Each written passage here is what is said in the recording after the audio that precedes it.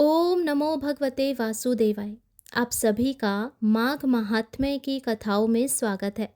16 अध्यायों की कथा हमने सुन ली है और आज बारी है 17वें अध्याय की।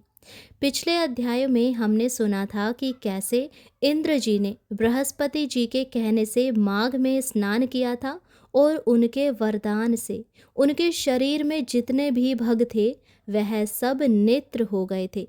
तब इंद्र ब्राह्मण के वर से 1000 नेत्रों से ऐसा सुशोभित हुआ जैसे मान सरोवर में कमल शोभामान होता है। तो आइए अब सुनते हैं आज के अध्याय की कथा। ब्राह्मण कहने लगा कि इंद्र इस प्रकार अपनी अमरावती पुरी को गया। सो हे कल्याणी, तुम भी देवताओं से सेवा किए जाने वाले प्रयाग में माघ मास में स्नान करो, ताकि तुम्हारे सारे पाप नष्ट हो जाए और तुम निष्पाप होकर स्वर्ग में जाओ। सो मैंने उस ब्राह्मण के ये वचन सुनकर उनके पैरों में पड़कर प्रणाम किया और घर में आकर सब भाई बांधव, नौकर चाकर, धन आदि त्याग कर शरीर को नष्ट होने वाली वस्तु समझकर घर से निकली और माघ में गंगा यमुना के संगम पर जाकर स्नान किया। सो हे निशाचर, 3 दिन के स्नान से मेरे सभी पाप नष्ट हो गए और 27 दिन के पुण्य से मैं देवता हो गई और पार्वती जी की सखी होकर सुख से निवास करती हूँ। इसीलिए मैं प्रयाग के महात्म्य को याद करके सब देवताओं के सहित माघ में प्रयाग स्नान करती हूँ। सो मैंने अपना यह सब वृतांत तुमसे कहा। तुम भी इस योनि में पड़ने और कुरूप होने के सब कारण कहो। तुम्हारी दाढ़ी और मूछें बहुत बड़ी बड़ी हो गई है और पार्वती की गुफा में वास करते हो। निशाचर कहने लगा कि हे भद्रे, सज्जनों से गुप्त बात कहने में कोई हानि नहीं होती। मुझको अब कोई संशय नहीं रहा कि मेरा उद्धार तुमसे ही होगा। सो मैं अपना सब वृतांत तुमसे कहता हूँ। मैं काशी में वेदों का ज्ञाता था और बड़े उच्च कुल के ब्राह्मण के घर में जन्म लिया था। मैंने राजा, पापी, शूद्र तथा वैश्यों से अनेक प्रकार के दान लिए। मैंने दान लेने में चांडाल को भी नहीं छोड़ा। उस जन्म में मैंने कोई भी धर्म नहीं किया।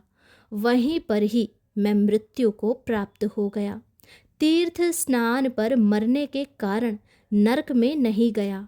पहले 2 बार गिद्ध योनि में, 3 बार व्याघ्र योनि में और 2 बार सर्प की योनि में, 1 बार उल्लू की योनि में और अब 10वीं बार राक्षस हुआ हूँ और सैकड़ों वर्षों से इसी योनि में हूँ।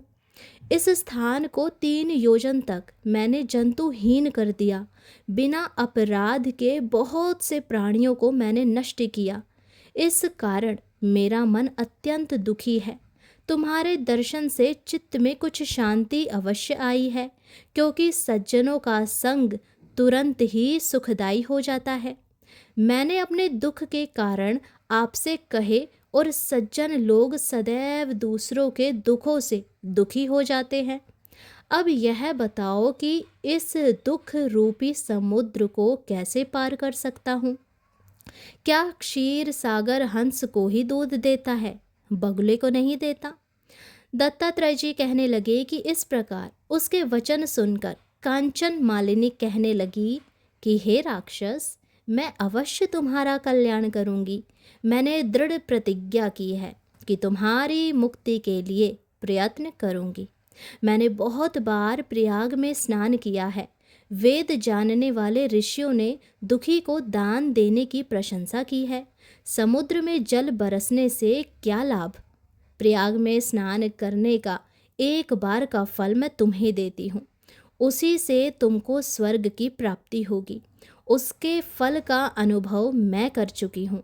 तब उस अप्सरा ने अपने गीले वस्त्र का जल निचोड़कर जल को हाथ में लेकर माघ स्नान के फल को उस राक्षस को अर्पण किया। उसी समय पुण्य प्राप्त वह राक्षसी शरीर को छोड़कर तेजमय सूर्य के सदृश देवता रूप हो गया। आकाश में विमान पर चढ़कर अपनी कांति से चारों दिशाओं को प्रकाशित करता हुआ शोभामान हुआ और कहने लगा कि ईश्वर ही जानता है कि तुमने कितना बड़ा उपकार मुझ पर किया।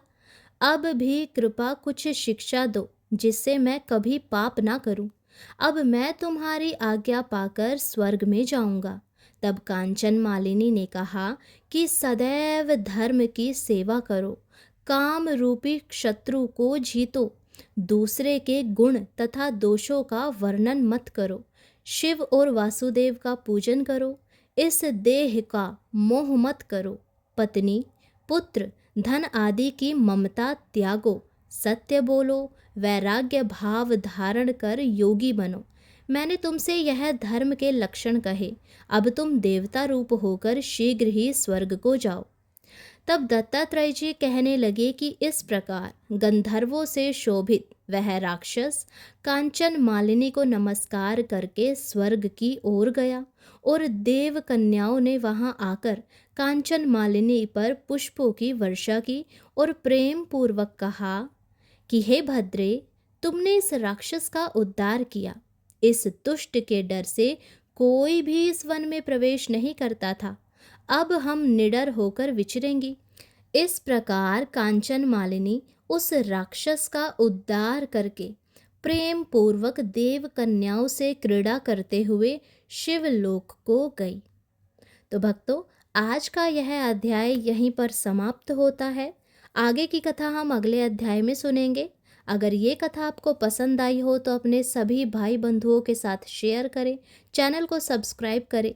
माघ मास में अब केवल कुछ ही दिन शेष रह गए हैं, तो आप नित्य प्रतिदिन इन कथाओं को सुनें और भगवान की असीम कृपा प्राप्त करें।